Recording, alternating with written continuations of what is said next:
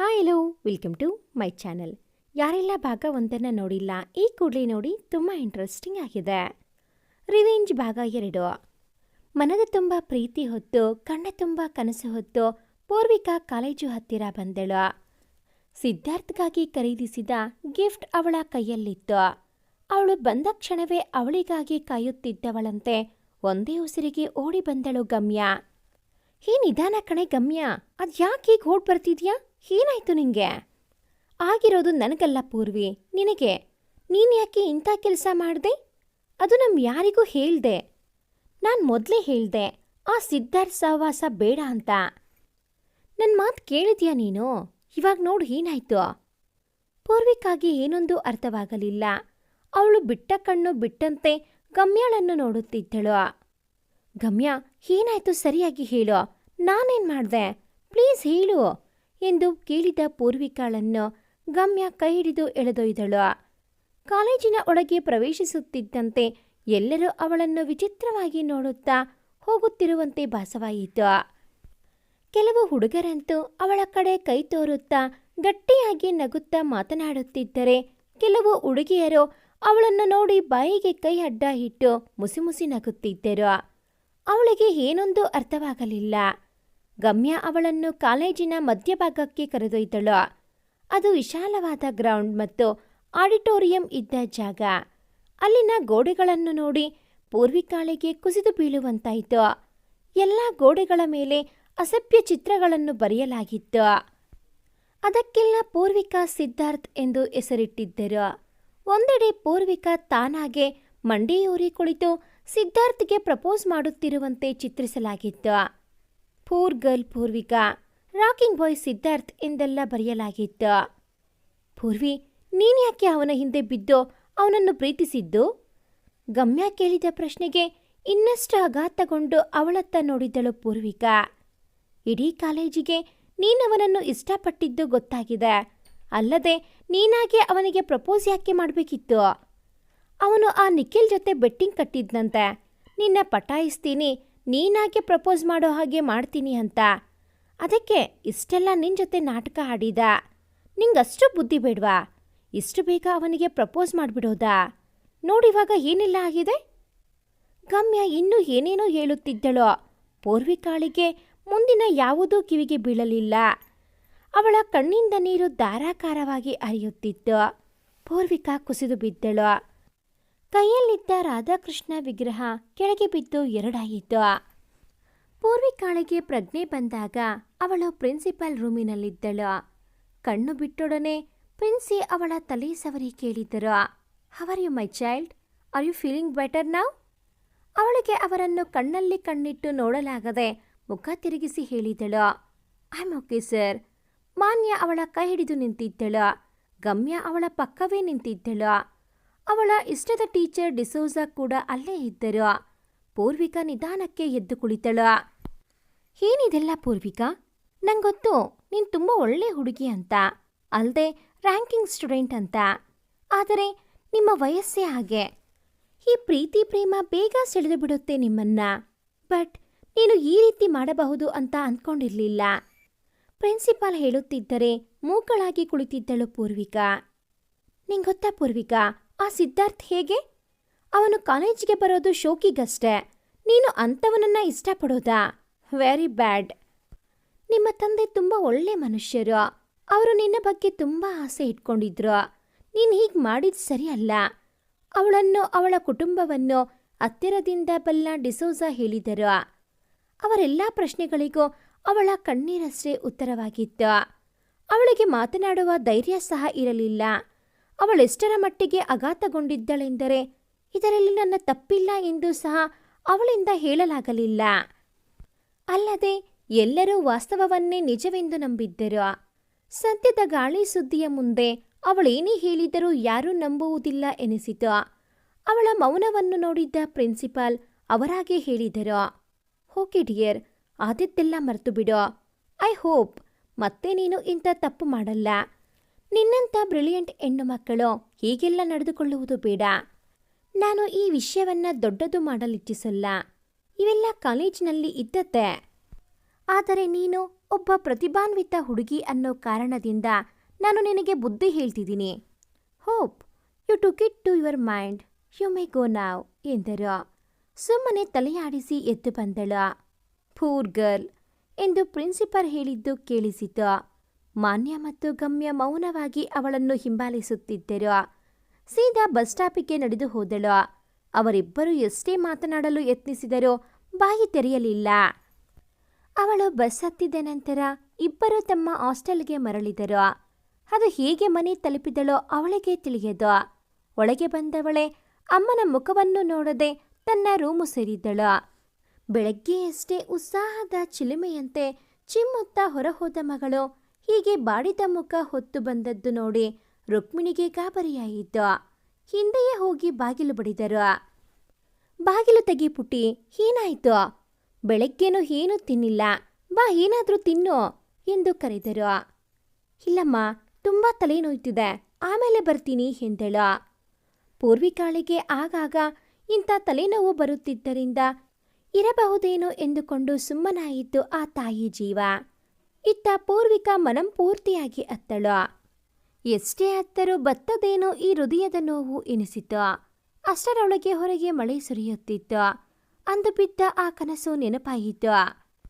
ಅಂದು ಸುಂದರ ರಾಜಕುಮಾರನಂತೆ ಕಂಡ ಸಿದ್ಧಾರ್ಥ್ ಇಂದು ಮೋಸದ ಮುಖವಾಡ ತೊಟ್ಟು ನಿಂತಿದ್ದ. ಎಷ್ಟೇ ಹೊತ್ತಾದರೂ ಮಗಳು ಕೆಳಗಿಳಿದು ಬರದಿದ್ದರಿಂದ ರುಕ್ಮಿಣಿ ರೂಮಿನಲ್ಲಿದ್ದ ರಾಯರಿಗೆ ವಿಷಯ ತಿಳಿಸಿದರು. ಇಬ್ಬರು ಬಂದು ಬಾಗಿಲು ಬಡಿದರು. ಚಿಲಕ ಹಾಕದ ಬಾಗಿಲು ತಾನಾಗೆ ತೆರೆದುಕೊಂಡಿತ್ತು. ಒಳಗೆ ಪೂರ್ವಿಕಾ ಇರಲಿಲ್ಲ. ಇಡೀ ಮನೆ ಅವಳಿಗಾಗಿ ಹುಡುಕಿದರು. ಹೊರಗೆ ಸುರಿಯುತ್ತಿರುವ ಜೋರು ಮಳೆ. ಈ ಮಳೆಯಲ್ಲಿ ಅವಳು ಹೊರಗೆ ಹೋಗಲು ಸಾಧ್ಯವಿಲ್ಲ. ಇಬ್ಬರಿಗೂ ಗಾಬರಿಯಾಯಿತು. ಮನೆ ಪೂರ್ತಿ ಹುಡುಕಿ ಟೆರೆಸ್ ಹತ್ತಿರ ಬಂದರು. ಅಲ್ಲೂ ಕಾಣಲಿಲ್ಲ.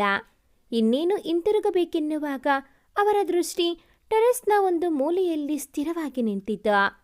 ಮಳೆಯಲ್ಲಿ ಪೂರ್ತಿ ಒದ್ದೆಯಾದ್ದರಿಂದಲೋ ಬೆಳಗಿನಿಂದ ಏನೂ ತಿನ್ನದಿದ್ದರಿಂದಲೋ ಒಂದರ ಮೇಲೆ ಒಂದರಂತೆ ಆದ ಆಘಾತದಿಂದಲೋ ನಡುಗುತ್ತಾ ಕುಸಿದು ಮೂಲೆಗವಚಿ ಪ್ರಜ್ಞೆಯೇ ಇಲ್ಲದೆ ಬಿದ್ದಿದ್ದಳು ಪೂರ್ವಿಕಾ. ಪೂರ್ವಿಕಾಳ ಸ್ಥಿತಿ ರಾಯರನ್ನು ರುಕ್ಮಿಣಿಯವರನ್ನು ಚಿಂತೆಗೀಡು ಮಾಡಿತ್ತು. ಮಗಳು ಯಾಕೆ ಹೀಗೆ ಮಾಡಿದಳು ಎಂಬ ಪ್ರಶ್ನೆಗೆ ಇಬ್ಬರಲ್ಲೂ ಉತ್ತರವಿರಲಿಲ್ಲ. ಉತ್ತರ ಹೇಳಬೇಕಾದ ಮಗಳು ಪ್ರಜ್ಞೆಯೇ ಇಲ್ಲದೆ ಮಲಗಿದ್ದಳು. ಜ್ವರ ಜ್ವಾಲೆಯಂತೆ ಅವಳ ದೇಹವನ್ನಾವರಿಸಿತ್ತು. ಡಾಕ್ಟರ್ ಬಂದು ಔಷಧಿ ಕೊಟ್ಟು 2.5 ತಾಸಾದರೂ ಅವಳಿಗಿನ್ನೂ ಪ್ರಜ್ಞೆ ಬಂದಿರಲಿಲ್ಲ. ರಾತ್ರಿ 11 ಆ ತಂದೆ ತಾಯಿ ಒಂದು ತೊಟ್ಟು ನೀರು ಮುಟ್ಟದೆ ಮಗಳ ಕಾವಲು ಕಾಯುತ್ತಿದ್ದರು. ಸುಮಾರು 12 ಹೊತ್ತಿಗೆ ಪೂರ್ವಿಕಾ ಕನವರಿಸಲಾರಂಭಿಸಿದಳು. ಇಲ್ಲ, ನಾನು ತಪ್ಪು ಮಾಡಿಲ್ಲ. ಸಿದ್ಧಾರ್ಥ್ ಮೋಸ, ಅಪ್ಪ ಸಾರಿ, ಗಮ್ಯ ನಂಬು, ಹೀಗೆ ಏನೇನೋ ಎರಡೆರಡೇ ಪದಗಳು ಬಿಟ್ಟು ಬಿಟ್ಟು ಅವಳ ಬಾಯಿಂದ ಕೇಳುತ್ತಿತ್ತು. ರುಕ್ಮಿಣಿ ಗಾಬರಿಯಾಗಿ, ರೀ ಏನಿದು, ಏನೇನೋ ಕನವರಿಸ್ತಿದ್ದಾಳೆ, ಇವಳಿಗೆ ಏನಾಗಿದೆ? ನಾನು ಬಡ್ಕೋತಿದ್ದೆ, ಇತ್ತೀಚೆಗೆ ಅವಳು ಬದಲಾಗ್ತಿದ್ದಾಳೆ, ಸ್ವಲ್ಪ ಗಮನ ಕೊಡಿ ಅಂತ. ನೋಡಿ ಇವಾಗ ಏನು ಮಾಡ್ಕೊಂಡಿದ್ದಾಳೆ, ಹಾಳು ವಯಸ್ಸು, ಅದೇನು ತಲೆಗೆ ತಗೊಂಡಿದ್ದಾಳೋ ಏನೋ ಎಂದು ಒಂದೇ ಸಮನೆ ಅಳಲಾರಂಭಿಸಿದರು. ಅವರು ಹೇಳಿದ್ದು ಸರಿ ಅನಿಸಿದರು. ರಾಯರು, ರುಕ್ಕು ಸುಮ್ಮನಿರ್ಬಾರ್ದಾ, ಯಾಕೆ ಏನೇನೋ ಕಲ್ಪಿಸಿಕೊಳ್ತೀಯ? ಕಾಲೇಜಿಗೆ ಹೋಗೋ ಹುಡುಗಿ, ಮೊದಲೇ ತುಂಬ ಸೆನ್ಸಿಟಿವ್, ಒಂಚೂರು ಹೆಚ್ಚು ಕಮ್ಮಿ ಆದರೂ ಮನಸ್ಸಿಗೆ ತಗೋತಾಳೆ. ನಿಂಗೆ ನೆನಪಿಲ್ವಾ, ಇವಳು ಡ್ಯಾನ್ಸ್ ಕ್ಲಾಸ್ ಹೋಗೋವಾಗ ಅಲ್ಲಿ ಯಾರೋ ಇವಳನ್ನು ಏನೋ ಅಂದ್ರು ಅಂತ ಹೀಗೆ ಮನಸ್ಸಿಗೆ ಹಚ್ಚಿಕೊಂಡು ಜ್ವರ ಬರೆಸಿಕೊಂಡಿದ್ದು? ಹುಚ್ಚಿ, ಇವಾಗಲೂ ಹಾಗೆ ಯಾವುದೋ ಸಣ್ಣ ವಿಷಯನ ಮನಸ್ಸಿಗೆ ಹಾಕ್ಕೊಂಡಿರ್ತಾಳೆ. ನೀನು ಸುಮ್ಮನಿರು ಎಂದು ಹೇಳಿದರೂ ಅವರ ಒಳಮನಸ್ಸು ಏನೋ ಹೆಚ್ಚಿನದು ಆಗಿದೆ ಎನ್ನುತ್ತಿತ್ತು. ಅದಕ್ಕೆ ಕಾರಣ ಸಿದ್ಧಾರ್ಥ್ ಎಂಬ ಹೆಸರು ಅವಳ ಬಾಯಿಂದ ಬಂದಿದ್ದೇ ಆಗಿತ್ತು. ಆ ದಿನ ಕಾಲೇಜಿನ ಗಲಾಟೆ ನಡೆದ 3 ದಿನಗಳವರೆಗೂ ಪೂರ್ವಿಕಾ ಸತತವಾಗಿ ಸಿದ್ಧಾರ್ಥ್ನನ್ನ ಹೊಗಳುತ್ತಲೇ ಇದ್ದಳು. ಆನಂತರ ಹೆಚ್ಚು ಅವನ ಬಗ್ಗೆ ಹೇಳದಿದ್ದರೂ ಇತ್ತೀಚಿನ ಅವಳ ಬದಲಾವಣೆಗೆ ಅವನೇ ಕಾರಣ ಎಂದು ಗುಮಾನಿ ಹುಟ್ಟಿತ್ತು. ಬೆಳಗ್ಗೆ ಕಾಲೇಜಿಗೆ ಹೋಗಿ ವಿಷಯ ತಿಳಿಯಬೇಕೆಂದು ಮನಸ್ಸಿನಲ್ಲೇ ತೀರ್ಮಾನಿಸಿದರು. ಬೆಳಗಿನ ಸುಮಾರು 4 ಹೊತ್ತಿಗೆ ಜ್ವರದ ತಾಪ ಕಮ್ಮಿ ಆಗಿ ಪ್ರಜ್ಞೆ ಬಂದಿತ್ತು. ಅಮ್ಮ ಮಾಡಿಕೊಟ್ಟ ಒಂದಿಷ್ಟು ಗಂಜಿ ಕುಡಿದು ಬಲವಂತವಾಗಿ ತಿನ್ನಿಸಿದ ಹಣ್ಣು ತಿಂದು ಮಲಗಿದಳು. ನಂತರ ಆ ದಂಪತಿಗಳು ನಿಶ್ಚಿಂತೆಯಾಗಿ ನಿದ್ರೆ ಹೋದರು. ಬೆಳಗ್ಗೆ ರುಕ್ಮಿಣಿ ತಮ್ಮ ನಿತ್ಯ ಕೆಲಸಗಳನ್ನು ಮುಗಿಸಿ ಪೂರ್ವಿಕಾಳಿಗೆ ಹಾಲು ಹಿಡಿದು ಅವಳ ರೂಮಿಗೆ ಬರುವಷ್ಟರಲ್ಲಿ ಅವಳಾಗಲೇ ಸ್ನಾನ ಮಾಡಿ ರೆಡಿಯಾಗುತ್ತಿದ್ದಳು. ಆಶ್ಚರ್ಯಚಕಿತರಾಗಿ ಮಗಳ ಕಡೆ ತಿರುಗಿ, ಇದೇನು ಎದ್ಬಿಟ್ಯಾ? ನಿಂಗ್ಯಾರು ಸ್ನಾನ ಮಾಡಕ್ಕೇಳಿದ್ದು? ರಾತ್ರಿಯೆಲ್ಲ ಎಷ್ಟು ಜ್ವರ ಇತ್ತು ಗೊತ್ತಾ ನಿಂಗೆ? ಎಲ್ಲಿಗೆ ರೆಡಿ ಆಗ್ತಿರೋದು? ಕಾಲೇಜಿಗೆ ಎಂದು ಚುಟುಕು ಉತ್ತರ ಕೊಟ್ಟಳು. ಎಲ್ಲಿಗೂ ಹೋಗ್ಬೇಡ, ರೆಸ್ಟ್ ತಗೋ ಇವತ್ತು. ಜ್ವರ ಇನ್ನೂ ಪೂರ್ತಿಯಾಗಿ ಬಿಟ್ಟೇ ಇಲ್ಲ. ಏನ್ ನಿಂದು ತಲೆ ಹರಟೆ? ಇಲ್ಲ ಅಮ್ಮ, ನಾನು ಹೋಗ್ಲೇಬೇಕು. ಇಂಪಾರ್ಟೆಂಟ್ ಕ್ಲಾಸ್ ಇದೆ. ನಿನ್ನ ಕ್ಲಾಸ್ ಹಾಳಾಗ್ಲಿ, ನೀನೆಲ್ಲೂ ಹೋಗ್ಬೇಡ ಅಷ್ಟೇ. ಅವರೆಷ್ಟೇ ಹೇಳಿದರೂ ಪೂರ್ವಿಕಾ ತನ್ನ ಪಾಡಿಗೆ ತಾನು ರೆಡಿ ಆಗುತ್ತಿದ್ದಳು. ಯಾಕೆ ನನ್ನ ಹೊಟ್ಟೆ ಹುರಿಸ್ತೀಯಾ? ಇತ್ತೀಚೆಗೆ ತುಂಬ ಹಠ ಕಲಿತೆ ನೀನು. ಹೌದು, ರಾತ್ರಿಯೆಲ್ಲ ಕನಸಲ್ಲಿ ಏನೇನು ಕನವರಿಸ್ತಾ ಇದ್ದಲ್ಲ, ಏನದು? ಏನಾಯ್ತು ನಿನ್ನೆ? ಹಠಾತ್ತನೆ ಬಂದ ಪ್ರಶ್ನೆ ಕೇಳಿ 1 ನಿಮಿಷ ನಡುಗಿದಳು. ಎಲ್ಲಿ ನಾನು ಎಲ್ಲವನ್ನೂ ಹೇಳಿಬಿಟ್ಟೆನೋ ಏನೋ ಎಂದು. ಹೌದಾ, ಏನ್ ಕನವರಿಸ್ತಿದ್ದೆ ಎಂದು ಕೇಳಿದಳು. ಏನೋ ನಿಂಗೆ ಗೊತ್ತಾಗಬೇಕು, ಸರಿಯಾಗಿ ಅರ್ಥ ಆಗಲಿಲ್ಲ ಎಂದದ್ದು ಕೇಳಿ ಸಮಾಧಾನದ ನಿಟ್ಟುಸಿರಿಟ್ಟಳು. ತನ್ನ ಕಾಲೇಜ್ ಬ್ಯಾಗ್ ಹಿಡಿದು ಕೆಳಗೆ ಬಂದಳು. ಅಷ್ಟರಲ್ಲಾಗಲೇ ಅಪ್ಪ ಅಮ್ಮನಿಗೆ ವರದಿ ಒಪ್ಪಿಸಿಯಾಗಿತ್ತು. ಯಾಕಮ್ಮ ಮಗಳೇ, ಇವತ್ತು ಮನೆಯಲ್ಲೇ ಇದ್ದು ರೆಸ್ಟ್ ಮಾಡಬಹುದಿತ್ತಲ್ವಾ ಎಂದರು ರಾಯರು. ಇಲ್ಲ ಅಪ್ಪ, ನಾನು ಚೆನ್ನಾಗಿದ್ದೀನಿ, ಜ್ವರನೂ ಇಲ್ಲ, ಸ್ವಲ್ಪ ಹೋಗಲೇಬೇಕು ಪ್ಲೀಸ್ ಅಪ್ಪ ಎಂದಳು. ಮಗಳು ಸುಮ್ಮನೆ ನಗುವಿನ ಮುಖ ಹೊತ್ತು ನಡೆಸುತ್ತಿದ್ದಾಳೆಂಬುದು ಅವರಿಗೆ ಅರ್ಥವಾಯಿತು. ಸರಿ ಮಗಳೇ, ಬಾ, ನಾನೇ ಬಿಡ್ತೀನಿ. ಅವರ ಮಾತು ಕೇಳಿ ಗಾಬರಿಯಾಗಿ, ಬೇಡಪ್ಪ ನಾನೇ ಹೋಗ್ತೀನಿ ಎಂದಳು. ಒಂದು ಕ್ಷಣ ಸುಮ್ಮನಿದ್ದ ರಾಯರು, ಸರಿ ಹೋಗಿ ಬಾ, ಹುಷಾರು. ಅಲ್ಲಿ ಸುಸ್ತೇನಾದ್ರೂ ಆದ್ರೆ ಫೋನ್ ಮಾಡು, ಬಂದು ಕರ್ಕೊಬರ್ತೀನಿ ಎಂದರು. ಸರಿ ಎಂದು ಹೇಳಿ ಹೊರಟಳು ಪೂರ್ವಿಕಾ. ಮನೆಯಿಂದ ಏನೋ ಧೈರ್ಯವಾಗಿ ಹೊರಟಿದ್ದಳು. ಪ್ರಿನ್ಸಿಪಾಲ್ಗೆ ನಿಜ ಹೇಳಬೇಕು, ಮಾನ್ಯ ಗಮ್ಯಾಳಿಗೆ ನಡೆದದ್ದೆಲ್ಲ ತಿಳಿಸಬೇಕು. ಎಲ್ಲಕ್ಕಿಂತ ಮುಖ್ಯವಾಗಿ ಸಿದ್ಧಾರ್ಥನ ಭೇಟಿಯಾಗಿ ಅವನಿಗೆ ಚೆನ್ನಾಗಿ ಚೀಮಾರಿ ಹಾಕಿ ಬರಬೇಕು. ಈ ರೀತಿ ಅವಮಾನ ಮಾಡುವ ಉದ್ದೇಶವಾದರೂ ಏನಿತ್ತು? ಕಡೆ ಪಕ್ಷ ಆ ರೀತಿ ಗೋಡೆಗಳ ಮೇಲೆ ಬರೆದು ಇಡೀ ಕಾಲೇಜಿನಲ್ಲಿ ಅರಾಜು ಹಾಕುವಂಥ ದ್ವೇಷಕ್ಕೆ ಕಾರಣವಾದರೂ ತಿಳಿಯಬೇಕು ಎಂದುಕೊಂಡು ಬಂದಳು. ಆದರೆ ಕಾಲೇಜಿನ ಹತ್ತಿರ ಬಂದ ಕ್ಷಣ ಧೈರ್ಯವೆಲ್ಲ ಹುದುಗಿ ಹೋಯಿತು. ಮತ್ತೆ ಯಥಾ ಪ್ರಕಾರ ಎಲ್ಲರೂ ತನ್ನನ್ನೇ ನೋಡುತ್ತಿರುವಂತೆ, ತನ್ನ ಬಗ್ಗೆಯೇ ಮಾತನಾಡುತ್ತಿರುವಂತೆ ಭಾಸವಾಗುತ್ತಿತ್ತು. ಇದುವರೆಗೂ ತನ್ನನ್ನು ಕಂಡರೆ ಅಸೂಯೆ ಪಡುತ್ತಿದ್ದವರ ಬಾಯಿಗೆ ಸುಲಭವಾಗಿ ಆಹಾರವಾಗಿ ಹೋದಳು ಪೂರ್ವಿಕಾ. ಮೊದಲಿಗೆ ಎದುರು ಬಂದವನೇ ನಿಖಿಲ್ ಮತ್ತವನ ಗುಂಪು. ನೋಡೋ, ಅವತ್ತು ನಿನ್ನೆ ಬೇಡ ಅಂದ್ಲು, ಇವತ್ ನೋಡಿದ್ರೆ ಆ ಸಿದ್ಧಾರ್ಥ್ ಹಿಂದೆ ಇವಳೇ ಹೋಗಿದ್ದಾಳೆ. ಅದೇನು ಕಂಡಿದ್ದಾಳೋ ಅವನಲ್ಲಿ. ಈ ಹುಡುಗಿರೆಲ್ಲ ಹೀಗೆ ಕಣೋ, ತಮ್ಮ ಹಿಂದೆ ಬರೋರ್ನ ಬಿಟ್ಟು ಬೇರೆಯವರ ಹಿಂದೆ ಹೋಗ್ತಾರೆ. ಅವನು ಇವಳಿಗೆ ಏನೋ ಆಸೆ ತೋರಿಸಿರ್ಬೇಕು, ಅಲ್ಲದೆ ಇವಳೇ ಪ್ರಪೋಸ್ ಮಾಡಿದ್ದಂತೆ ಅವನಿಗೆ. ಅವನಿಗೋಸ್ಕರ ಊಟ ಎಲ್ಲ ತಂದ್ಕೊಡ್ತಿದ್ಲಂತೆ. ಇನ್ನೊಂದು ವಿಷಯ ಗೊತ್ತಾ, ಅವನು ದಿನ ಹಾಕೋ ಬಟ್ಟೆ ಕಲರ್ ಕೇಳಿ ಇವಳು ಅದೇ ಹಾಕೋ ಬರ್ತಿದ್ಲಂತೆ. ಅದಕ್ಕೆ ಕಣೋ ಹೇಳೋದು, ಹುಡುಗಿರು ಎಷ್ಟೇ ಬುದ್ಧಿವಂತರಾದ್ರೂ ಇಂಥ ದಡ್ಡ ಕೆಲಸ ಮಾಡ್ತಾರೆ ಅಂತ. ಅವನ್ ನೋಡು, ಇವಳನ್ನು ಚಾಲೆಂಜ್ ಗೆದ್ದಿದ್ದೆ ಬಿಟ್ಟು ಬಿಟ್ಟ ಎಂದ ಅವನ ಜೊತೆಗಿದ್ದ ಒಬ್ಬ. ಕೋಪಗೊಂಡ ನಿಖಿಲ್ ಅವನ ತಲೆಗೆ ಹೊಡೆದು, ಸುಮ್ನಿರೋ, ಬಾಯಿಗೆ ಬಂದ ಹಾಗೆ ಮಾತಾಡ್ಬೇಡ, ಏನೋ ತಪ್ಪಾಗಿದೆ, ಅವಳು ಒಳ್ಳೆಯ ಹುಡುಗಿ ಎಂದ. ಸಾರಿ ಪೂರ್ವಿಕಾ, ಇವನ ಪರವಾಗಿ ನಾನು ಕ್ಷಮೆ ಕೇಳ್ತೀನಿ ಎಂದ. ಪೂರ್ವಿಕಾಳಿಗೆ ಅಳು ಉಕ್ಕಿ ಬಂತು. ತುಂಬ ಪ್ರಯಾಸಪಟ್ಟು ತಡೆಯುತ್ತಾ ಕ್ಲಾಸಿಗೆ ಹೋದಳು. ಮಾನ್ಯ ಗಮ್ಯ ಮಾಮೂಲಿನಂತೆ ಅವಳಿಗೆ ಜಾಗ ಬಿಟ್ಟು ಕುಳಿತರು. ಜ್ವರ ಬಂದಿತ್ತಂತೆ ಪೂರ್ವಿ, ಇವಾಗ ಹೇಗಿದೆಯಾ ಕೇಳಿದಳು ಮಾನ್ಯ. ಪರವಾಗಿಲ್ಲ ಎಂದಳು. ಹೋಗ್ಲಿ ಬಿಡು, ಆದದ್ದೆಲ್ಲ ಮರ್ತು ಬಿಡು. ಅವನು ಸಿಕ್ಕರೆ ಸರಿಯಾಗಿ ಪಾಠ ಕಲಿಸೋಣ, ಅದನ್ನೇ ಮನಸ್ಸಲ್ಲಿ ಇಟ್ಕೋಬೇಡ. ನೆನ್ನೆನೆ ಆ ಗೋಡೆ ಮೇಲೆ ಇದ್ದದ್ದೆಲ್ಲ ವಂಶಿ ಅವನ ಫ್ರೆಂಡ್ಸ್ ಜೊತೆ ಸೇರಿ ಅಳಿಸಿಬಿಟ್ಟಿದ್ದಾನೆ ಎಂದಳು ಗಮ್ಯ.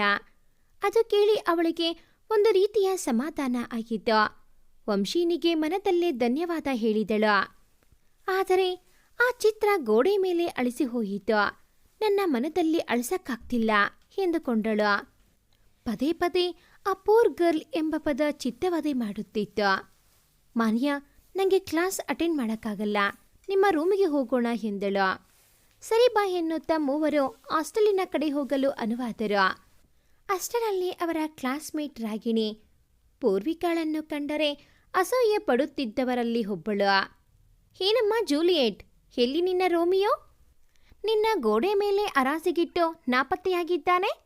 ನೋಡ್ರ ಇವಳು ಅವನ ಹಿಂದೆ ಹೋಗಿದ್ಲಂತೆ.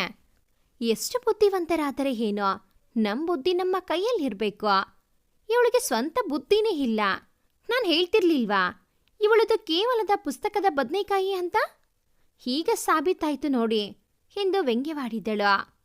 ಕೋಪಗೊಂಡ ಗಮ್ಯ, ರಾಗಿಣಿ, ನಿಂಗ್ಯಾಕೆ ಅವಳ ವಿಷಯ? ಅವಳೇನು ನಿನ್ನ ಹಾಗೆ ಸಿಕ್ಕ ಹುಡುಗರ ಜೊತೆ ಎಲ್ಲ ಸುತ್ತಲ್ಲ. ಯಾವುದು ಸಣ್ಣ ನೆಪ ಸಿಕ್ತು ಅಂತ ಬಾಯಿಗೆ ಬಂದ ಹಾಗೆ ಮಾತಾಡಬೇಡ ಎಂದಳು. ಹೌದಮ್ಮ, ನಾನು ಹುಡುಗರ ಜೊತೆ ಹೋದ್ರೂ ಅವರೆಲ್ಲ ಅವರವರಾಗೆ ನನ್ನ ಹಿಂದೆ ಬಂದವರು. ನಾನಾಗಿ ಯಾವತ್ತೂ ಯಾರಿಗೂ ಮಂಡಿಯೋರಿ ಪ್ರಪೋಸ್ ಮಾಡಿಲ್ಲ. ಜೊತೆಗೆ ಆ ರೀತಿಯೆಲ್ಲ ಗೋಡೆಗಳ ಮೇಲೆ ಪ್ರೇಮ ಸಲ್ಲಾಪ ಆಡಿಲ್ಲ ಎಂದಳು. ಗಮ್ಯ ಇನ್ನೂ ಏನೋ ಬೈಯಲಿದ್ದಳು. ಆದರೆ ಪೂರ್ವಿಕಾಳೆ ಅವಳನ್ನು ತಡೆದು ಹೊರಗೆಳೆದುಕೊಂಡು ಹೋದಳು. ಇಂಥವೇ ಸುಮಾರು ವ್ಯಂಗ್ಯ ಆರೋಪಗಳನ್ನು ಅವಳಂದು ಎದುರಿಸಬೇಕಾಯಿತು. ಇದಲ್ಲದೆ ಅವಳ 3 ಲೆಕ್ಚರರ್ಗಳು ಅವಳನ್ನು ಕರೆದು ಬುದ್ಧಿ ಹೇಳಿದ್ದರು. ಎಲ್ಲವೂ ಮನಸ್ಸಿನ ಮೇಲೆ ದೊಡ್ಡ ಬರೆಯ ಎಳೆದಿತ್ತು. ಇಡೀ ಕಾಲೇಜು ಸಿದ್ಧಾರ್ಥ್ಗಾಗಿ ಹುಡುಕಾಡಿದಳು. ಅವನೆಲ್ಲೂ ಕಾಣಲಿಲ್ಲ. ಆದರೆ ಅಲ್ಲಲ್ಲಿದ್ದ ಪುಡಾರಿ ಪುಂಡರೆಲ್ಲ ಅವಳ ಬಗ್ಗೆ ಅಸಭ್ಯವಾಗಿ ಮಾತನಾಡಲು ಶುರು ಮಾಡಿದರು. ಒಂದೆಡೆ ಜನರ ವ್ಯಂಗ್ಯ, ಮತ್ತೊಂದೆಡೆ ಕಾಣದ ಸಿದ್ಧಾರ್ಥ್. ಎಲ್ಲವೂ ಅವನು ಅವಳನ್ನು ಮೋಸ ಮಾಡಿದ್ದನೆಂಬುದನ್ನ ನಿಚ್ಚಲವಾಗಿ ಸಾರುತ್ತಿದ್ದವು. ಆಟೋ ಹತ್ತಿ ಮನೆ ದಾರಿ ಹಿಡಿದಳು. ಬೇರೆ ಯಾರಾದರೂ ಆಗಿದ್ದರೆ ಈ ಸಂದರ್ಭವನ್ನು ಅದು ಹೇಗೆ ನಿಭಾಯಿಸುತ್ತಿದ್ದರೋ. ಆದರೆ ಪೂರ್ವಿಕಾ, ಅವಳ ಜೀವನದ ಮೊದಲ ಸೋಲು ಇದು. ಸಹಿಸಲ ಸಾಧ್ಯವಾದ ಅವಮಾನ. ಮನಸ್ಸು ಪದೇ ಪದೇ ಪೂರ್ ಗರ್ಲ್ ಎಂದು ಚೀರುತ್ತಿತ್ತು. ಏನಾಯಿತು ಈ ಬದುಕು? ಎಷ್ಟು ಕನಸು ಗುರಿಗಳನ್ನ ಹೊತ್ತು ಈ ಕಾಲೇಜಿಗೆ ಬಂದಿದ್ದೆ. ಕೇವಲ 1 ತಿಂಗಳ ಹಿಂದೆಯಷ್ಟೇ ಎಲ್ಲವೂ ಸರಿ ಇತ್ತು. ಇಷ್ಟು ಬೇಗ ಬದುಕು ಹೀಗೆ ಮುಗ್ಗಲು ಬದಲಿಸಬಹುದೇ? ಒಬ್ಬ ಪುಂಡನ ಮೋಸಕ್ಕೆ ಬಲಿಯಾಗುವಷ್ಟು ಬಲೀಶವಾಗಿತ್ತೆ ನನ್ನ ಮನಸ್ಸು. ಉತ್ತರ ಸಿಗುತ್ತಿರಲಿಲ್ಲ. ಇನ್ನು ಮತ್ತೆ ಈ ಕಾಲೇಜಿಗೆ ನಾನು ಬರಬಹುದೇ? ಇವರನ್ನೆಲ್ಲ ಎದುರಿಸುವ ಶಕ್ತಿ ನನಗಿಲ್ಲ. ಅಪ್ಪ ಅಮ್ಮ ಈ ವಿಷಯ ತಿಳಿದರೆ ಅವರ ಸ್ಥಿತಿ ಏನಾಗಬಹುದು? ಅವರಿದನ್ನು ಸಹಿಸಬಲ್ಲರೆ? ಇಲ್ಲ ದೇವರೇ, ಇದೆಂಥ ಪರೀಕ್ಷೆ ಕೊಟ್ಟೆ ನೀ ನನಗೆ? ಚಿಂತಿಸಿ ಚಿಂತಿಸಿ ತಲೆ ಛಿದ್ರವಾದಂತಾಯಿತು. ಮನೆ ಬಂದದ್ದು ತಿಳಿಯಲಿಲ್ಲ. ಆಟೋದವನು ಎಚ್ಚರಿಸಿದಾಗಲೇ ತಿಳಿದದ್ದು. ರಾಯರು ಮನೆಯಲ್ಲೇ ಇದ್ದರು. ಇಬ್ಬರು ಸೋತ ಹೆಜ್ಜೆಗಳನ್ನಿಡುತ್ತಾ ಬಂದ ಪೂರ್ವಿಕಾಳತ್ತ ಕಳವಳದ ದೃಷ್ಟಿ ಬೀರಿದರು. ರುಕ್ಮಿಣಿ ಪೂರ್ವಿಕಾಳ ಮೈಮುಟ್ಟಿ, ಜ್ವರ ಹೆಚ್ಚಾದಂತಿದೆಯಲ್ಲ ಪುಟ್ಟಿ, ಹೇಳಿದ ಮಾತು ಕೇಳಲ್ಲ ನೋಡು. ಹಿರೋ, ತಿನ್ನಕ್ಕೇನಾದ್ರೂ ತರ್ತೀನಿ ಎನ್ನುತ್ತಾ ಹೊಳಹೋದರು. ರಾಯರು ಏನೂ ಮಾತಾಡದೆ ಮಗಳನ್ನೇ ದಿಟ್ಟಿಸಿ ನೋಡುತ್ತಿದ್ದರು. ಅವಳೆದೆಯನ್ನು ಬಗೆದು ಎಲ್ಲ ತಿಳಿದು ಬಿಡುವಂತಿತ್ತು ಅವರ ದೃಷ್ಟಿ. ಒಮ್ಮೆ ಎದುರಿದಳು ಪೂರ್ವಿಕಾ. ಅಪ್ಪ, ನಾನು ಮಲಗ್ತೀನಿ. ಅಮ್ಮಂಗೆ ಅಲ್ಲೇ ತಿಂಡಿ ತರೋಕೆ ಹೇಳು ಎನ್ನುತ್ತಾ ಅವಳ ರೂಮಿಗೆ ಓಡಿದ್ದಳು. ರುಕ್ಮಿಣಿ ಬರುವಷ್ಟರಲ್ಲಿ ಪೂರ್ವಿಕಾ ಮಲಗಿಬಿಟ್ಟಿದ್ದಳು. ಅವಳ ಮೈತಾಪ ಕಮ್ಮಿಯಾಗಿತ್ತು. ಒಳ್ಳೆಯ ನಿದ್ರೆ ಮಾಡುತ್ತಿದ್ದ ಮಗಳನ್ನು ಎಬ್ಬಿಸುವ ಮನಸ್ಸಾಗಲಿಲ್ಲ ಅವರಿಗೆ. ತಿಂಡಿಯನ್ನು ವಾಪಸ್ ಒತ್ತೊಯ್ದರು. ಕಿಟಕಿಯ ಮೂಲಕ ಬೀಸಿದ ಗಾಳಿಗೆ ಅಲ್ಲೇ ತೆರೆದಿದ್ದ ಅವಳ ಡೈರಿಯ ಪುಟಗಳು ಹಾರಾಡುತ್ತಿದ್ದೆವು. ಅಮ್ಮ ಜನ್ಮ ನೀಡಿದಳು, ಅಪ್ಪ ಬದುಕು ನೀಡಿದರು. ಹೇಳದೆ ಕೇಳದೆ ಬಂದ ಪ್ರೀತಿ 2ರಿಂದಲೂ ನನ್ನ ದೂರ ಮಾಡಿ ಸಾವಿನತ್ತ ಕೊಂಡೊಯ್ದಿದೆ. ಕ್ಷಮೆ ಇರದ ತಪ್ಪು ನನ್ನದು. ಸಾಧ್ಯವಾದರೆ ಕ್ಷಮಿಸಿಬಿಡಿ. ಇಂದಿನಿಮ್ಮ ದುರದೃಷ್ಟ ಮಗಳು. ಅವಳು ಬರೆದ ಕೊನೆಯ ವಾಕ್ಯಗಳು. ರುಕ್ಮಿಣಿ ಸ್ವಲ್ಪ ಅವಳ ಎಡಭಾಗಕ್ಕೆ ಕಣ್ಣಾಯಿಸಿದ್ದರೆ ಪೂರ್ವಿಕಾಳಿಗೆ ಆಗಾಗ ಬರುತ್ತಿದ್ದ ತಲೆನೋವಿಗಾಗಿ ಡಾಕ್ಟರ್ ಕೊಟ್ಟ ನಿದ್ದೆ ಮಾತ್ರೆಯ ಬಾಟಲಿ ಬರಿದಾಗಿದ್ದದ್ದನ್ನು ಗಮನಿಸಬಹುದಾಗಿತ್ತು. ಅವಮಾನದ ಜ್ವಾಲೆಯಲ್ಲಿ ಬೆಂದ ಆ ಮುಗ್ಧ ಹುಡುಗಿ ತನ್ನ ಬದುಕು ಕೊನೆಗಾಣಿಸಲು ನಿರ್ಧರಿಸಿದ್ದಳು. ಅವಳ ಸೂಕ್ಷ್ಮ ಮನಸ್ಸಿನ ಸ್ಥಿಮಿತ ತಪ್ಪಿ ಹೋಗಿ ಮುಂದಿನ ದಾರಿ ಕತ್ತಲಾಗಿತ್ತು. ಅವಳ ಬದುಕಿನ ದೊಡ್ಡ ತಪ್ಪು ಅದಾಗಬಹುದೆಂದು ಅವಳಿಗೆ ಆಗ ಅರ್ಥವಾಗಿರಲಿಲ್ಲ. ಪೂರ್ವಿಕಾಳನ್ನು ಐಸಿಯುನಲ್ಲಿ ಇಡಲಾಗಿತ್ತು. ಆಗಷ್ಟೇ ತಂದ ಹೊಸ ಬಾಟಲಿಯ 20 ಮಾತ್ರೆಗಳನ್ನು ಒಟ್ಟಿಗೆ ನುಂಗಿದ್ದಳು. ರುಕ್ಮಿಣಿ ದೇವಿಯವರು ಸಂಜೆ ಹೇಳಾದರೂ ಮಗಳು ಎದ್ದು ಬರುತ್ತಿದ್ದು ಕಂಡು, ಅವಳ ರೂಮಿಗೆ ಬಂದಾಗ ಅವಳ ಡೇರಿ ಪಕ್ಕದಲ್ಲೇ ಖಾಲಿಯಾಗಿದ್ದ ಬಾಟಲಿ. ಎಷ್ಟೇ ಎಬ್ಬಿಸಿದರೂ ಎದ್ದೇಳಿದ ಮಗಳ ದೇಹ ಕಂಡು ಜೋರಾಗಿ ಕಿರಿಚಿದರು. ಪುಟ್ಟಿ! ಅಷ್ಟೇ.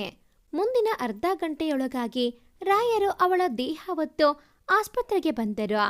ಮಾತ್ರೆಗಳು ಬಹಳವೇ ಪವರ್ಫುಲ್ ಆಗಿದ್ದರಿಂದ ಡಾಕ್ಟರ್ ಅವಳನ್ನು ಬದುಕಿಸಲು ಹೆಣಗಾಡಬೇಕಾಯಿತು. ರುಕ್ಮಿಣಿ ಬಹಳವೇ ಆಘಾತಕ್ಕೆ ಒಳಗಾಗಿದ್ದರು. ರಾಯರು ತಮ್ಮಿಂದ ಆದಷ್ಟು ಅವರನ್ನು ಸಮಾಧಾನ ಮಾಡಲೆತ್ನಿಸಿದರು. ಏನೇನೂ ಪ್ರಯೋಜನವಾಗಲಿಲ್ಲ. ಒಂದು ದಿನ ಕಳೆದರೂ ಮಗಳಿಗೆ ಪ್ರಜ್ಞೆ ಬರದೆ ಹೋದಾಗ ಡಾಕ್ಟರ್ ಯಾವುದೇ ನಂಬಿಕೆ ಇಲ್ಲ, ಆದಷ್ಟು ಪ್ರಯತ್ನ ಪಡುತ್ತೇವೆ ಎಂದರು. ಅಷ್ಟು ಸಾಕಿತ್ತು ಆ ತಾಯಿ ಹೃದಯ ನಿಂತು ಹೋಗಲು. ರಾತ್ರಿ ಅಳುತ್ತಾ ಗಂಡನ ಭುಜಕ್ಕೊರಗಿ ಕುಳಿತ ಆಕೆ ಬೆಳಗಾಗುವುದರಲ್ಲಿ ಇಹಲೋಕ ತ್ಯಜಿಸಿದರು. ತನ್ನೆಲ್ಲ ಆಯಸ್ಸನ್ನು ಮಗಳಿಗೆ ಧಾರೆ ಎರೆದು ಹೋಗಿರಬೇಕು ಆ ಮಾತೃಜೀವ. ವಿಧಿಯೇ ಹಾಗೆ. ಶಾಂತಿ ನೆಮ್ಮದಿಯಿಂದ ಕೂಡಿದ್ದ ಆ ಕುಟುಂಬ 3 ದಿನಗಳಲ್ಲಿ ಬಿರುಗಾಳಿಗೆ ಸಿಕ್ಕಿ ತತ್ತರಿಸಿ ಹೋಗಿತ್ತು. ಇತ್ತ ಪ್ರಜ್ಞೆ ಇಲ್ಲದೆ ಮಲಗಿರುವ ಮಗಳು, ಅತ್ತ ಅವಳಿಗಾಗಿ ಲೋಕವನ್ನೇ ತ್ಯಜಿಸಿದ ಮಡದಿ. ರಾಯರ ಗಟ್ಟಿ ಗುಂಡಿಗೆಯು ಹೊಡೆದು ಹೋಗುವಂತಾಗಿತ್ತು. ಇಷ್ಟಾದರೂ ಅವರ ಕಣ್ಣಿಂದ ಒಂದು ಹನಿ ನೀರು ಬಂದಿರಲಿಲ್ಲ. ಶಾಂತಚಿತ್ತರಂತೆ ಹೆಂಡತಿಯ ಸಂಸ್ಕಾರ ಮಾಡಿ ಬಂದ ಅವರಿಗೆ ಮಗಳಿಗೆ ಪ್ರಜ್ಞೆ ಬಂದಿರುವುದು ತಿಳಿಯಿತು. ಅವರ ಮನಸ್ಸು ಒಂದೇ ಯೋಚಿಸುತ್ತಿತ್ತು. ಪೂರ್ವಿಕಾ ತಾಯಿಯಂತೆ ಸೂಕ್ಷ್ಮ ಸ್ವಭಾವದವಳೆಂದು ಅವರಿಗೆ ತಿಳಿದಿತ್ತು. ಆದರೂ ಅವಳನ್ನು ಗಟ್ಟಿಯಾಗಿ ಮಾಡಲು ಬಹಳವಾಗಿ ಪ್ರಯತ್ನಿಸಿದ್ದರು. ಕೊನೆಗೂ ಅವರಿಗೆ ಸೋಲಿನ ರುಚಿ ತೋರಿಸಿಯೇ ತೀರುವಂತೆ ಪೂರ್ವಿಕಾ ಇಂಥ ಅನಾಹುತ ಮಾಡಿಕೊಂಡಿದ್ದಳು. ಈ ಸಮಯದಲ್ಲಿ ಮಗಳಿಗೆ ನಿನ್ನ ತಾಯಿ ತನ್ನ ಆಯುಷ್ಯನ್ನೆಲ್ಲ ನಿನಗೆ ಧಾರೆ ಎರೆದು ಹೊರಟು ಹೋದಳೆಂದು ಹೇಳುವುದು ಹೇಗೋ ತಿಳಿಯದಾಯಿತು. ಮಡದಿಯನ್ನಂತೂ ಕಳೆದುಕೊಂಡಾಯಿತು. ಮಗಳನ್ನಾದರೂ ಉಳಿಸಿಕೊಳ್ಳಲೇಬೇಕಿತ್ತು. ಅವಳೇನೇ ತಪ್ಪು ಮಾಡಿದ್ದರೋ ಕ್ಷಮಿಸುವುದು ಈಗವರ ಕರ್ತವ್ಯವಾಗಿತ್ತು. ಸದ್ಯಕ್ಕೆ ಅವಳಿಂದ ಈ ವಿಷಯ ಮುಚ್ಚಿಡುವುದೇ ಲೇಸೆಂದು ಅವಳನ್ನು ಕಾಣಲು ಹೊರಟರು. ಐಸಿಯು ಒಳಗೆ ಬಂದು ಮಲಗಿದ್ದ ಮಗಳ ತಲೆ ಸವರಿದರು. ನಿಧಾನಕ್ಕೆ ಕಣ್ಬಿಟ್ಟ ಪೂರ್ವಿಕಾ ಅಪ್ಪನನ್ನು ನೋಡಿ ಪಶ್ಚಾತ್ತಾಪದಿಂದ ತಲೆ ತಿರುಗಿಸಿ ನುಡಿದಳು. ನನ್ನ ಕ್ಷಮಿಸಿಬಿಡಿ ಅಪ್ಪ, ನಾನು ನಿಮಗೆ ಮೋಸ ಮಾಡಿಬಿಟ್ಟೆ. ಇಲ್ಲ ಮಗಳೇ, ಕ್ಷಮಿಸಬೇಕಾದದ್ದು ನೀನು. ನಾನೆಷ್ಟೇ ಪ್ರಯತ್ನ ಪಟ್ಟರೋ ನಾನು ನಿನ್ನ ಎಲ್ಲ ಕಷ್ಟ ಸುಖ ಏಳು ಬೀಳುಗಳಿಗೆ ಜೊತೆ ಇರುವನೆಂಬ ನಂಬಿಕೆ ಹುಟ್ಟಿಸಲಾರದೆ ಹೋದೆ. ಅದಕ್ಕೆ ಅಲ್ಲವೇ ನೀನು ಈ ಪರಿಸ್ಥಿತಿ ತಂದುಕೊಂಡದ್ದು ಎಂದ ಅವರ ಮಾತು ಕೇಳಿ ಪೂರ್ವಿಕಾಳಿಗೆ ದುಃಖ ತಡೆಯಲಾಗಲಿಲ್ಲ. ಕೇಳುತ್ತಿದ್ದ ಅಪ್ಪನನ್ನು ಮಲಗಿದ್ದ ಕಡೆಯಿಂದಲೇ ತಪ್ಪಿ ಹಿಡಿದು, ದಯವಿಟ್ಟು ಕ್ಷಮಿಸಪ್ಪ, ಮತ್ತೆ ಹೀಗೆ ಮಾಡಲ್ಲ, ನನ್ನಿಂದ ತಪ್ಪಾಯ್ತು ಎಂದು ಒಂದೇ ಸಮನೆ ಅತ್ತಳು. ಸರಿ, ಅಳಬೇಡ, ಇನ್ನೂ ನಿನ್ನ ಆರೋಗ್ಯ ಸರಿ ಹೋಗಿಲ್ಲ, ಮಲ್ಗೋ, ನಾನು ಹೊರಗಿರುತ್ತೇನೆ ಎಂದು ಅಲ್ಲಿಂದ ಹೊರಬಂದು ಬಿಟ್ಟರು. ಒಳಗೆ ಬಿಕ್ಕುತ್ತಿದ್ದ ಪೂರ್ವಿಕಾ ಮತ್ತೆ ಮಂಪರಿಗೆ ಜಾರಿದ್ದಳು. ಮಗಳ ಈ ಸ್ಥಿತಿಗೆ ಕಾರಣ ತಿಳಿಯಬೇಕಿತ್ತು. ಅವಳೇ ಹೇಳಿದರೆ ಒಳ್ಳೆಯದು. ಇನ್ನೂ ಸ್ವಲ್ಪ ಸಮಯ ಕಾಯುವುದು ಒಳ್ಳೆಯದೆಂದುಕೊಂಡರು. ಮರುಕ್ಷಣ ಮಗಳಿಗಾಗಿ ಏನಾದರೂ ತಿನ್ನಲು ತರಬೇಕು, ಅಲ್ಲದೆ ತಾನು ಕಳೆದ 2 ದಿನಗಳಿಂದ ನೀರು ಬಿಟ್ಟರೆ ಬೇರೇನನ್ನೂ ಸೇವಿಸಿಲ್ಲ ಎಂದು ನೆನಪಾಗಿ ಹೊರಹೋದರು. ಅವರ ತಾಳ್ಮೆ, ಜೀವನ ರೀತಿಯನ್ನು ಹತ್ತಿರದಿಂದ ಯಾರಾದರೂ ಕಂಡಿದ್ದರೆ ಸಹಜವಾಗಿ ಆಶ್ಚರ್ಯ ಪಡುತ್ತಿದ್ದರು. ಬಲವಂತಕ್ಕೆಂಬಂತೆ 2 ಇಡ್ಲಿ ತಿಂದು ಮಗಳಿಗೂ ಪಾರ್ಸಲ್ ಹೊತ್ತು ತಂದರು. ಅಷ್ಟರಲ್ಲಿ ಸೀನಿಯರ್ ಡಾಕ್ಟರ್ ಬಂದಿದ್ರು. ಅವಳ ಬಳಿ ಹೋಗಿ ಪೂರ್ವಿಕಾಳ ಆರೋಗ್ಯದ ಬಗ್ಗೆ ವಿಚಾರಿಸಿದರು. 2 ದಿನಗಳ ನಂತರ ಡಿಸ್ಚಾರ್ಜ್ ಮಾಡುವುದಾಗಿ, ಇಂದು ವಾರ್ಡ್ಗೆ ಶಿಫ್ಟ್ ಮಾಡುವುದಾಗಿ ತಿಳಿಸಿದರು. ನಿದ್ರಿಸುತ್ತಿದ್ದ ಪೂರ್ವಿಕಾಳನ್ನು ಎಬ್ಬಿಸಿದರು. ಅವಳ ಕಣ್ಣು ತನ್ನ ಹಿಂದೆ ಬೇರೆ ಯಾರನ್ನೋ ಹುಡುಕುತ್ತಿರುವುದರ ಅರಿವಾಗಿ, ಅಮ್ಮ ಮನೇಲೇ ಇದ್ದಾಳಮ್ಮ, ಅವಳಿಗೆ ಸ್ವಲ್ಪ ಹುಷಾರಿಲ್ಲ ಎಂದರು. ಎಷ್ಟೇ ಹುಷಾರಿಲ್ಲದಿದ್ದರೋ ತನ್ನ ಮಗಳನ್ನು ಇಂಥ ಪರಿಸ್ಥಿತಿಯಲ್ಲಿ 1 ನಿಮಿಷವೂ ಬಿಟ್ಟಿರಲಾರಳು ತನ್ನ ತಾಯಿ ಎಂಬುವುದು ಅರಿಯದವಳೇನಲ್ಲ ಪೂರ್ವಿಕಾ. ಅಮ್ಮನಿಗೆ ನನ್ನ ಮೇಲೆ ಕೋಪ ಬಂದಿದ್ಯಾ ಅಪ್ಪ ಕೇಳಿದಳು. ಆದರೆ ರಾಯರು ಉತ್ತರಿಸದೆ ಸುಮ್ಮನಿದ್ದರು. ಅದನ್ನು ನಿಜವೇ ಇರಬೇಕೆಂದು ತಿಳಿದಳು.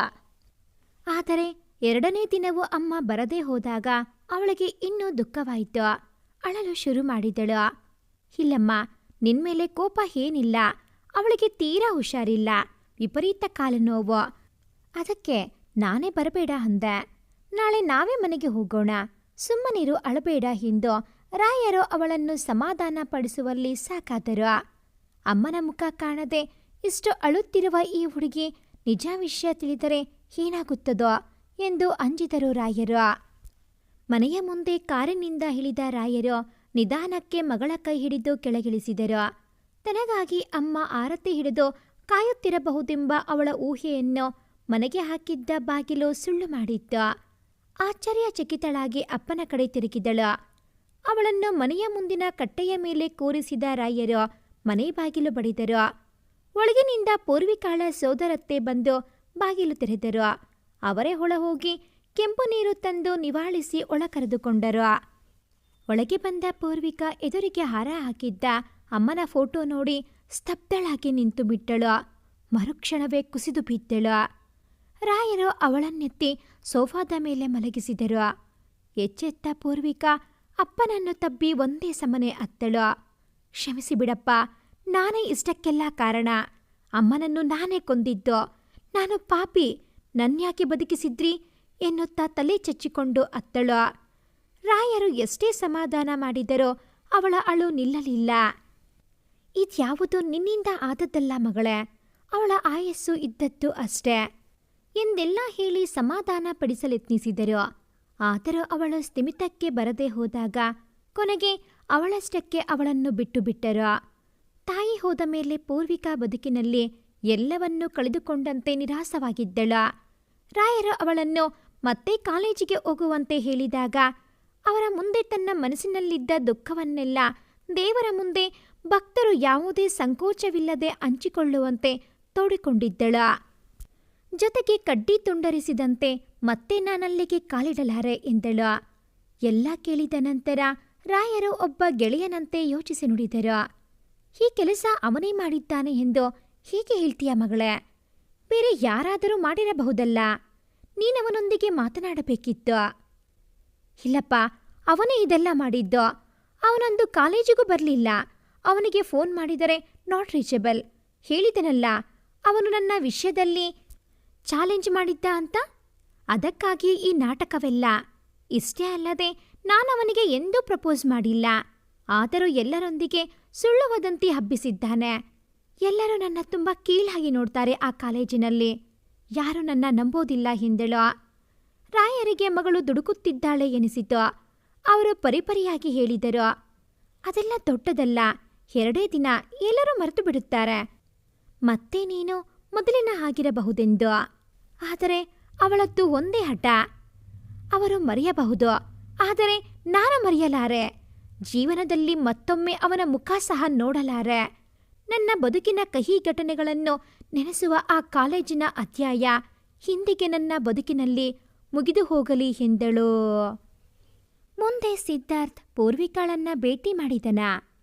ಪೂರ್ವಿಕಾ ಸಿದ್ಧಾರ್ಥ್ ಮೇಲೆ ಯಾವ ರೀತಿ ಸೇಡು ತೀರಿಸಿಕೊಳ್ಳುತ್ತಾಳೆ? ಇಷ್ಟಕ್ಕೂ ಆ ಗೋಡೆಗಳ ಮೇಲೆ ಆ ರೀತಿ ಬರೆದಿದ್ದು ಯಾರು? ಇಷ್ಟೊಂದು ಅವಮಾನ ಆದ ಮೇಲೆ ಮತ್ತೆ ಪೂರ್ವಿಕಾ ಆ ಕಾಲೇಜಿಗೆ ಹೋಗುತ್ತಾಳಾ? ಇದೆಲ್ಲ ಮಾಡಿದ್ದು ಸಿದ್ಧಾರ್ಥ್ ಅಲ್ಲ ಎಂಬುವುದು ಪೂರ್ವಿಕಾಗೆ ತಿಳಿಯುತ್ತಾ? ತಿಳಿದರೆ ಏನು ಮಾಡುತ್ತಾಳೆ? ಕಾಯ್ದು ನಿರೀಕ್ಷಿಸಿ. ಭಾಗ 3 ಮುಂದುವರಿಯುತ್ತದೆ. ಭಾಗ 3ರ ನೋಟಿಫಿಕೇಷನ್ಸ್ ನಿಮಗೆ ಬರಬೇಕು ಅಂತ ಅಂದರೆ ಈ ಕೂಡಲೇ ಈ ಚಾನಲ್ಗೆ ಸಬ್ಸ್ಕ್ರೈಬ್ ಆಗಿ. ಹಾಗೆಯೇ ಈ ಒಂದು ಕತೆ ನಿಮಗೆ ಇಷ್ಟ ಆಗಿದ್ದಲ್ಲಿ ಪ್ಲೀಸ್ ಲೈಕ್ ಮಾಡಿ, ಶೇರ್ ಮಾಡಿ, ಹಾಗೆಯೇ ಕಾಮೆಂಟ್ ಮಾಡೋದನ್ನು ಮರಿಬೇಡಿ. Thanks for watching this video.